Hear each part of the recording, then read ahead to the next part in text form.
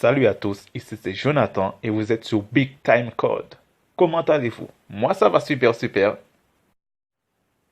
Donc je voulais faire ce petit podcast en mode freestyle, vite fait comme d'hab, ben on change pas. Ouais. Donc du coup je voulais faire ça pour expliquer un peu, ou pour parler plutôt de la motivation et de la persévérance des développeurs autodidactes. Car il faut savoir que dans la vie d'un développeur web, ce qu'il y a de plus dur, mais de plus dur à avoir, c'est le premier job. Le fameux premier job. Ah oui. Que ce soit de bac+2 à bac+5, ce qu'il y a de plus dur à avoir, c'est le premier job. Une fois que tu l'as, ce premier job, et que tu as fait minimum 2 ans d'expérience en entreprise, là, je pense, mon gars, d'après les retours que j'ai pu avoir de certains développeurs web que j'ai vus réellement et d'autres que j'ai vus via des vidéos, ben, les retours que j'ai eus, c'est, voilà, une fois que tu as minimum 2 ans d'expérience avec ton premier job en entreprise, là, tu peux prendre tes baluches, tu les poses sur la table et tu peux demander qui veut le gober, quel patron veut le gober. Voilà. Et puis tous les patrons, ils vont venir te voir et puis ils vont te dire, ouais, moi je veux gober, moi je veux gober, moi je veux gober. Et tu regardes lequel qui gobe le plus fort et puis voilà, tu vas et puis...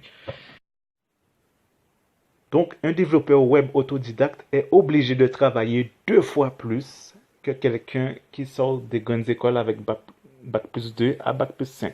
Pourquoi? Parce que ceux qui ont justement ces diplômes de bac+2 à bac+5, ils ont déjà fait le taf.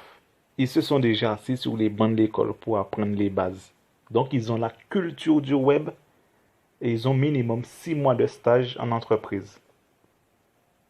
Et notamment, ils se sont construits un réseau aussi. Donc, comparé à quelqu'un qui est autodidacte et qui s'est formé seul chez lui pendant, on va dire, 2 ans ou même 5 ans, même 5 ans. Si tu es chef d'entreprise et que tu veux recruter un développeur, ton choix sera vite fait. Tu vas préférer prendre celui où tu as la confirmation qu'il a fait 2 ans de formation pour un bac+2 ou 5 ans de formation avec le bac+5.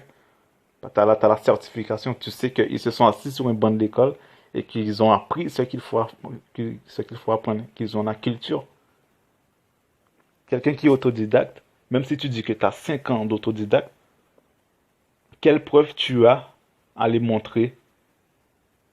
Quelle preuve qui prouve que ça fait depuis 5 ans que tu connais ça?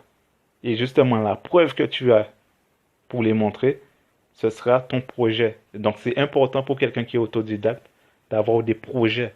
Et à partir de ça, une fois qu'il a des projets concrets à présenter, mais des bons projets, c'est pas des trucs où tu as fait juste un petit HTML, c'est fini. Il faut un projet plus grand que ça.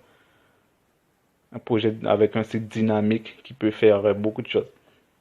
Donc, si tu as ça, un genre de site comme ça qui est prêt, là, tu pourras rivaliser avec quelqu'un qui a bac+2 à bac+5. Là, c'est nickel là. Et c'est là qu'intervient la motivation et la persévérance d'un développeur web autodidacte. Car un autodidacte se forme la plupart du temps seul chez lui. Il n'a pas de professeur ou de mentor qui va l'encadrer et qui va lui donner des conseils ou lui donner un chemin pour pouvoir apprendre ce qu'il a à apprendre.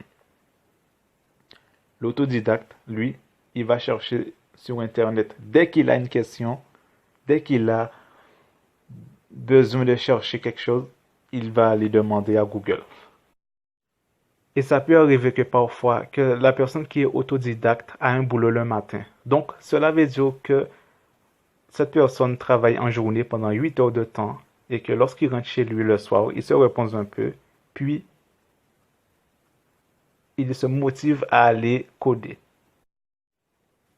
Contrairement à quelqu'un qui va préférer se reposer le soir lorsqu'il a fini de travailler, la personne qui est autodidacte, lui, il va préférer dans la majorité du temps à s'auto-former et à avancer dans ses codes, à avancer dans son projet.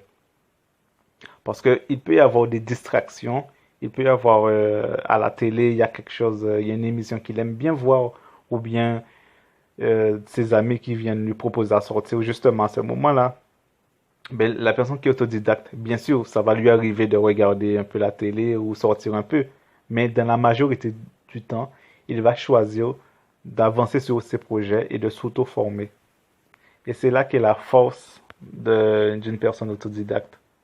Parce que sa motivation, sa persévérance, sa passion est hyper grande. Et il peut faire énormément de choses. Donc, les personnes qui sont autodidactes, soyez fiers de vous, mais vraiment fiers de vous. C'est vraiment énorme ce que vous faites. Sur ce, si vous avez aimé ce que j'ai pu dire, vous pouvez lâcher un petit like, un petit commentaire, un petit partage. Ça fait toujours plaisir. Et je vous dis ciao ciao.